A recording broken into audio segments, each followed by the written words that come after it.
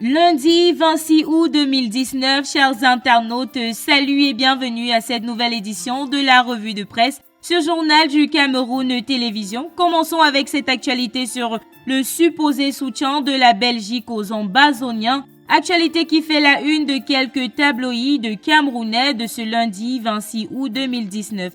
Crise anglophone au Cameroun, comment la Belgique soutient les Ambazoniens, c'est le titre à la une du bi-hebdomadaire d'information générale Génération Libre qui poursuit avec cette interrogation. En donnant la nationalité à Marc Barretta, le gouvernement belge laisserait-il comprendre tout simplement qu'il soutient les terroristes qui ont mis le nord-ouest et le sud-ouest à feu et à sang? Pour mieux comprendre cette déduction, Génération Libre nous propose une correspondance d'un jeune Camerounais dénommé Marcus Ngoy adressée au Premier ministre de la Belgique. Les détails sont à retrouver en page 3 du bi-hebdomadaire Génération Libre, édition du lundi 26 août 2019. Son détour, quant à lui, propose menace sur la rentrée scolaire dans le nord-ouest et le sud-ouest. Marc Barretta est le Premier ministre belge au banc des accusés. Le journal relaie l'information concernant la lettre de Marcus Ngoy, jeune élève de Bamenda qui exige la mise en application du mandat d'arrêt international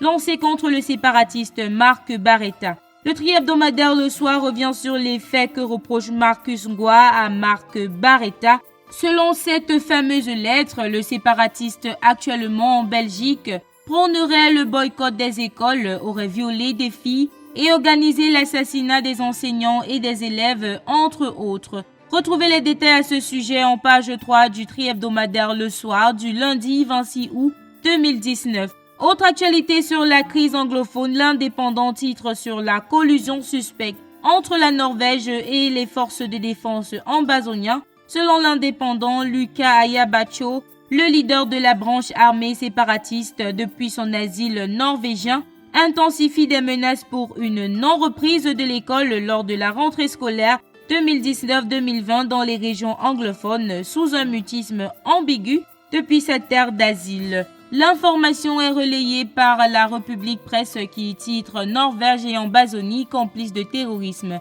Au mépris du mandat d'arrêt international émis contre lui, le terroriste Ayabacho, coordonnateur de 2 camps de mercenaires dans le nord-ouest et le sud-ouest, commanditaire de 28 cas de viol sur mineurs, de l'exécution de 4 policiers et 3 gendarmes, des incendies de 22 écoles et 4 hôpitaux selon la République Presse serait tranquillement hébergé par le Premier ministre norvégien et contre toute attente vient de bénéficier de la nationalité, ce qui entrave la justice camerounaise.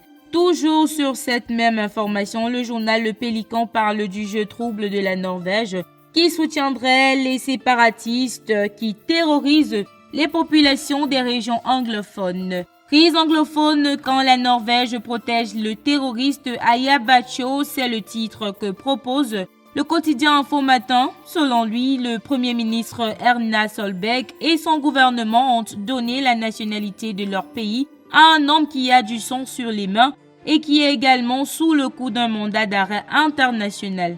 Parlons rentrée scolaire 2019-2020 dans le nord-ouest et le sud-ouest à présent. Selon la Voix du Centre, 4400 écoles ont été fermées et 600 000 enfants privés d'éducation. Le journal renseigne que selon l'UNICEF, l'insécurité dans les régions anglophones est la principale région de ces chiffres. Le journal propose également une interview exclusive de Agbor Bala, avocat des droits de l'homme, à retrouver en page 7 de La Voix du Centre, édition du lundi 26 août 2019. Chers internautes, c'est ici que nous mettons un terme à cette édition de la revue de presse sur Journal du Cameroun Télévision. Merci de nous avoir suivis. Retrouvons-nous très bientôt pour une autre édition.